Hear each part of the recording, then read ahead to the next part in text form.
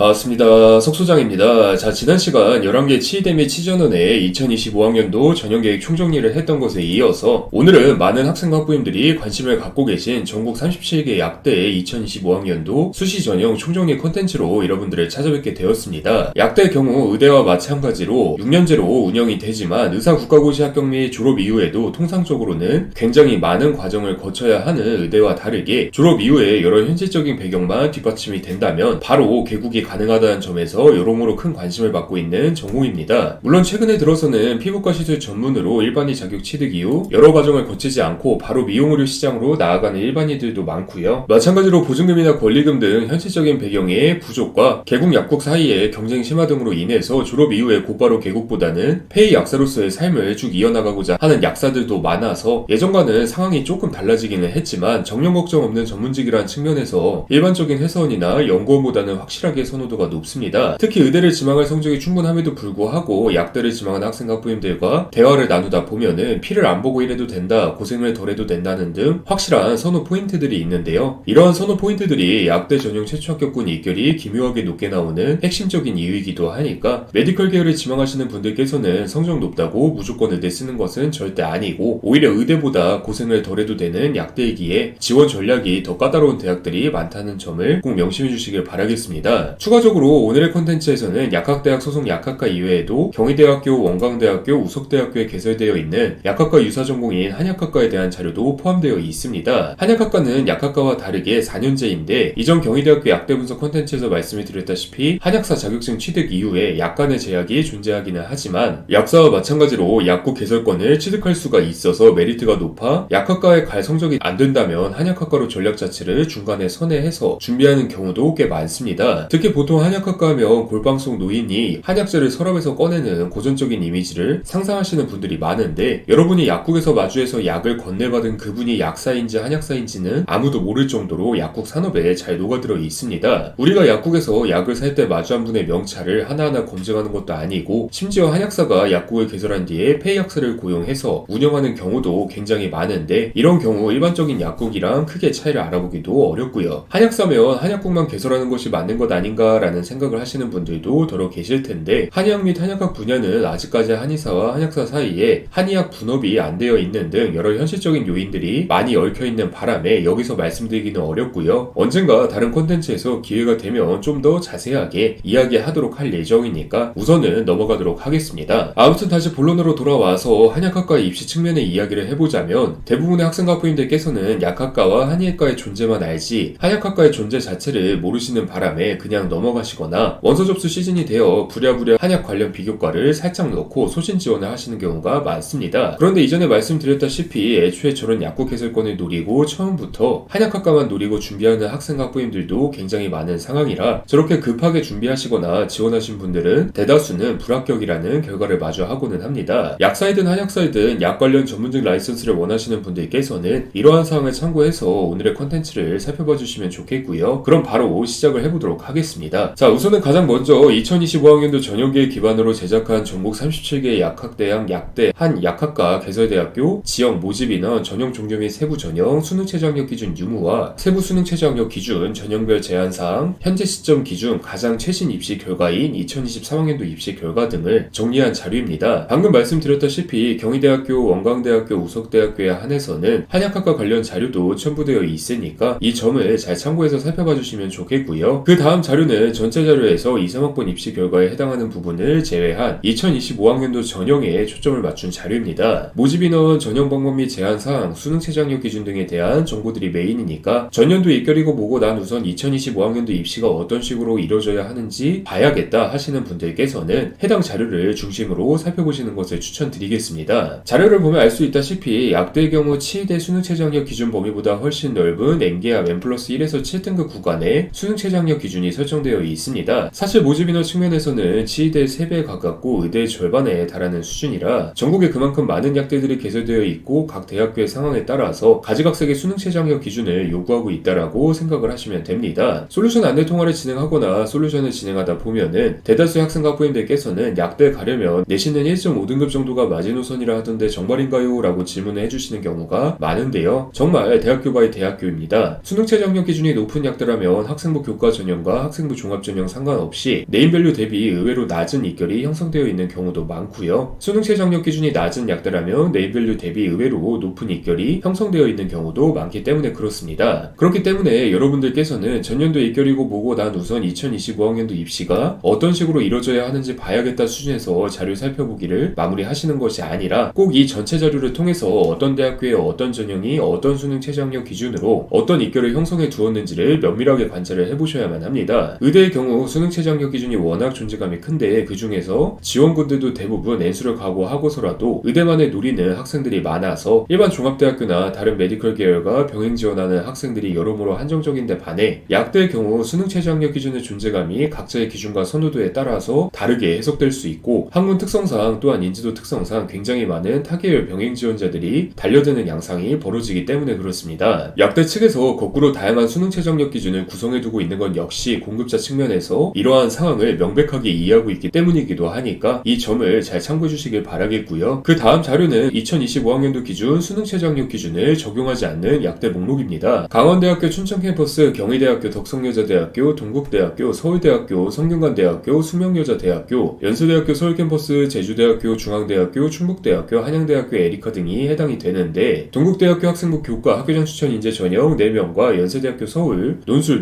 전형 5명을 제외하면 싹 다 학생부 종합전형입니다. 게다가 학교 목록을 살펴보시면 아시겠지만 수능 최저학력 기준에 적용하지 않는다고 해서 지방에 있는 소규모 약대도 아니고 대부분이 수도권에 떡하니 자리 잡고 있는 대학교들이라고 할 수가 있고요. 의대나 치의대와 마찬가지로 수능 최저학력 기준이라는 깔때기 없이도 우리는 알아서 우수한 학생들이 지원하고 알아서 잘 평가할 자신이 있다는 뜻이라고 생각을 해주시면 될 듯 합니다. 추가적으로 위의 목록 중에서 유일한 학생부 교과 전형인 동국대학교 학생부 교과 학교장 추천 인재 전형의 경우 석 소장이 몇 년째 꽥꽥 소리를 지르듯이 말씀을 드리고 있는데 겉만 학생부 교과 전형이지 뚜껑을 열어보면 완전히 학생부 종합 전형입니다. 해당 전형은 2023학년도부터 꾸준히 교과 70%, 서류 30%의 학생부 교과 전형과 학생부 종합 전형의 혼합형 전형으로 운영되어 왔고 2025학년도 역시 동일한 방식으로 운영이 될 예정인데요. 이 사진을 보면 알 수 있다시피 70%의 비중을 가진 교과 등급 환산 방식이 4등급까지는 거의 만점에 가까워서 지원군 대부분이 환산 점수 뻥튀기가 돼버리는 바람에 결국 합불은 30%의 비중을 가진 서류가 결정하는 양상이 매년 발생하고 있기 때문입니다. 실제로 이러한 전형 구성으로 인해서 내신 1.0등급에 수렴하는 것만 믿고 석소장이 하염없이 말려도 인서울권 중 그나마 약해 보이는 동국대학교 약대를 해당 전형으로 무작정 지원했다가 얄짤없이 불합격되는 경우도 매년 접하고 있고요. 또한 실제로 동국대학교 약대 각 전형으로 합격한 학생들을 비교해 보아도 학생부 교과 전형 합격자 비교과가 학생부 종합 전형 비교과보다 전혀 약하지 않은 상황도 종종 마주하고 있으니까 이 점을 잘 참고해 주시길 바라겠고요. 물론 2025학년도에 들어서는 동국대학교 측에서도 전형 통수에 대한 욕을 하도 먹다 보니까 서류평가의 영역을 생활기록부 전반이 아니라 교과 관련 영역으로 축소하는 식으로 살짝 변화가 일어났기는 했지만 이 기묘한 교과 등급 환산 방식 자체를 뜯어고치지 않는 이상 입결이나 합격 양상 자체가 바뀔 것 같지는 않습니다. 이 부분은 추후에 이 팀장이 동국대학교 2025학년도 전형기획 분석 콘텐츠에서 자세하게 말씀해 드릴 부분이니까 해당 콘텐츠를 기다려 주시길 바라겠고요. 결과적으로 연세대학교 서울캠퍼스 논술 전형 5명을 제외하면 사실상 수능 최저학력 기준이 적용되지 않는 약대 전형은 모두 학생부 종합 전형이라는 점도 함께 명심을 해주시길 바라겠습니다. 자, 그리고 그 다음 자료는 2025학년도 전형기획 기준 정원내 수시 전형을 석 소장이 정한 몇 가지 기준으로 구분을 해둔 자료입니다. 해당 자료에는 한약학과 관련 지표들이 포함되어 있지 않으니까 순수 약학과 관련 지표들이라고 이해를 해주시면 될 듯 하겠고요. 세부적인 자료의 해석 방법은 이전에 2025학년도 의대 수시 전형 총정리 컨텐츠를 참고해 주시고요. 마찬가지로 연세대학교 서울캠퍼스 약대가 과학탐 영역을 별개 과목으로 판단하고 있어서 탐구 기준 관련 인원 총합과 수능 최저학력 기준이 존재하는 모집 인원 총합에 다소 차이가 발생하고 있습니다. 특히 이번에는 연세대학교 서울캠퍼스 이외에도 성균관대학교 논술우수 전형에서도 탐구 영역을 각각 별개 과목으로 처리를 하고 있고요. 위의 내용과 해당 자료를 쭉 살펴보신 분이라면 아주 당연하게도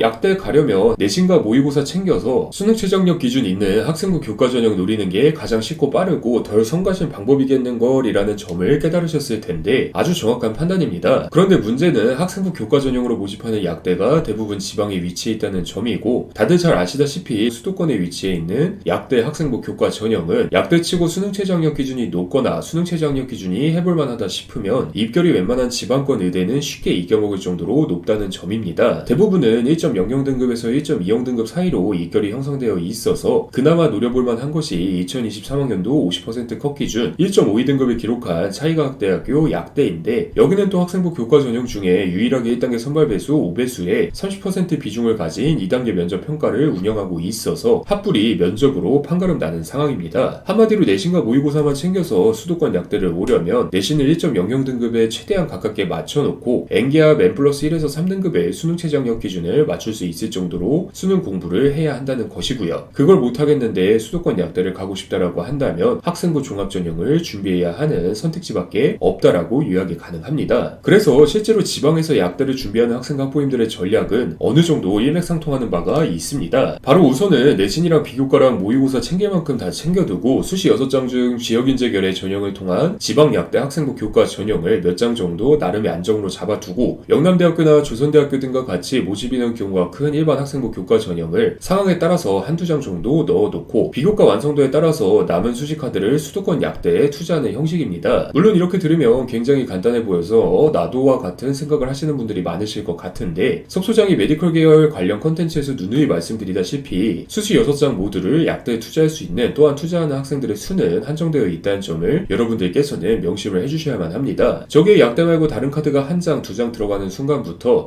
이럴 바에는 N수 각오하고 약대 한 개만 더 질러볼까의 갈등을 끊임없이 마주하기 때문에 그렇습니다. 결과적으로 저런 기본적인 전략은 옳은 방향성이라고 할 수가 있지만 내신과 비교과 상황 그리고 수능 최저학력 기준 충족 가능성에 따라서 종합대학교도 들어가고 과학기술원도 들어가고 하다 보면은 결국 남은 기간 뭘 해야 할지 막막해지면서 한숨을 쉬고 계신 스스로를 마주하게 되는 분들이 많으니까, 적어도 지방에서 약대를 준비하는 학생과 학부모님들께서는 오늘 석 소장의 컨텐츠 내 자료를 토대로 대략적으로 가닥이라도 잡아두시는 것이 좋습니다. 여러분은 약대를 갈 수 있다고 믿어서 약대 관련 비교과만 주구장창 생활기록부에 채워두었는데 막상 이런저런 요소를 고려하다 보니까 약대 학생부 종합전형은 한두 장 정도 쓸 수 있는 게 전부인 상황을 마주할 수도, 나머지 종합대학교 학생부 종합전형 입장에서는 얘는 뽑아놔도 약대로 탈주하거나 반수하겠네라는 부정적인 관점의 평가를 받아서 결국 골 때린 입시 결과를 마주할 수도 있기 때문에 그렇습니다. 석 소장이 컨텐츠 초반에 약대 수능 최저학력 기준 범위가 넓은 이유 역시 가지각색의 학생들이 달려들기 때문이라고 말씀을 드렸었는데, 그 이야기가 바로 이러한 관점의 이야기이기도 하고요. 자, 그래서 오늘은 2025학년도 약대 수시 전형에 대해서 비교적 간략하게 정리를 해봤는데, 석 소장에게 카카오톡 채널이나 메이저 리서치 블로그 댓글을 통해서 약대 진학 전략에 대해서 묻는 분들이 정말로 많으십니다. 그런데 솔직히 말씀드리자면 기본적인 약대 준비 및 지원 전략에 대해서 석 소장은 더 말씀드릴 사항이 없습니다. 2022년 약대 학부 모집 시작 시기부터 편입생과 신입생의 교육적 관점 차이가 야기할 선발 양상의 변화 측면, 의대와 약대 준비의 차이점, 약대 개설 시기별 준비 전략의 차이점, 자기소개서와 면접에서 녹여낼 수 있는 약대 저격 핵심 역량 등 약대에 대한 석 소장의 관점을 담은 콘텐츠들은 충분히 많이 여러분들에게 말씀을 드려왔고, 기존 약대 합격자들의 면접 후기를 바탕으로 유튜브에 약대 모의 면접 콘텐츠도 많이 올렸고, 이 팀장과 2023년 1년 내내 꾸역꾸역 제작해온 전국 약대 분석 콘텐츠 역시 2023년 12월 28일 목요일 충북대학교 약대 분석 콘텐츠를 마지막으로 모두 마무리 지었기 때문입니다. 물론 이러한 석 소장의 노력을 긍정적으로 평가해서 석 소장 및 메이저 리서치를 믿고 찾아주셔서 좋은 결과를 마주하시는 분들이 많은데, 반대로 어차피 내신이 핵심인데 각 약대별 중점 연구 방향성이나 목표까지 구구절절 알아야 할 필요가 있나요? 라고 이야기를 하시는 분들도 정말로 많습니다. 그런데 석 소장이 말씀드릴 수 있는 것은 국내 입시 컨설팅 업체 중 유일무이하게 각 약대별로 저렇게까지 세세하게 분석을 하며 쌓은 관점의 깊이가 서울대학교 약대를 비롯하여 전국 각지의 약대 최초 합격이라는 결과는 물론 매년 조금씩이지만 각 약대 장학생을 마주할 수 있는 본질적인 저력이 되었다는 점입니다. 여러분들께서는 오늘의 콘텐츠와 더불어서 저번 의대 콘텐츠와 마찬가지로 카카오톡 채널 이미지 링크 밑에 넣어둘 전국 37개의 약대 분석 콘텐츠들을 참고하시어 각자의 상황에 맞는 전략을 미리 짜보시는 것을 추천드리면서 오늘의 콘텐츠를 마무리 짓도록 하겠습니다. 오늘의 콘텐츠가 여러분들의 약대 진학에 도움이 되기를 바랍니다. 감사합니다.